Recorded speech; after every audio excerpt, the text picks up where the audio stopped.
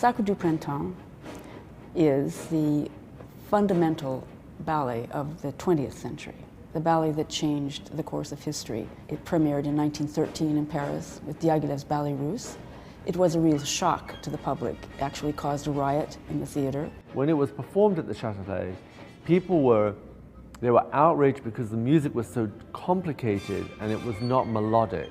They saw all these people stomping around on the stage and this chosen one, the sacrifice, jumping herself to death. As the work progressed, now we have audience members evidently getting up, screaming things. People stood up and attacked each other with hat pins and punched each other, and there was just an extraordinary reaction to the primitive quality of the music and the dancing compared to what people expected of ballet.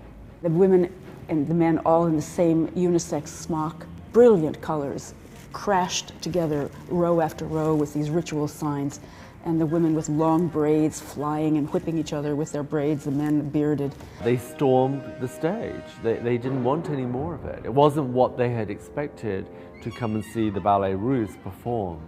They came in expecting to see a ballet, a Russian ballet, in tutus, and then came the Sacre du Printemps. Nijinsky's choreography, his intention was not to shock. Nijinsky's idea was to go back to the roots of dance and to create the rite of spring, this celebration of the return of life. So when people started standing up and whistling and clamoring and beating on the chairs, they were shocked, and the worst part was, of course, the dancers could not hear the music.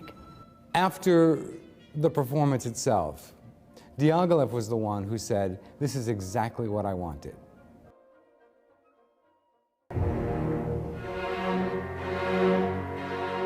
In the essence of the piece, there is this return to some kind of primal consciousness. I think this really happens for dancers even now when they perform it. The story of the ballet, with just the scenario pictures of pagan Russia, just the stages of a rite, step by step, toward the goal of the rite, which was to make the sun return. In order to make the sun return, one of the maidens of the tribe had to dance herself to death. This is not a brutal slaughter. This is an act of sacrifice on the part of one person who's selected from the tribe. But it's actually what dancers do every day of their career, is they work to the end of their energy. And this is like a model of what it is to be a performer, especially a soloist. Usually ballets are challenging because of stamina and steps are hard, but this stamina is just solo, where you're just jumping the whole time. And then the steps are not what we're used to. We tell them every day, turn out, point your feet, refine, refine. And here we have a ballet which is turned in, flat-footed, pounding the ground. When you see the company perform it, the conviction for the piece is so total in every single way.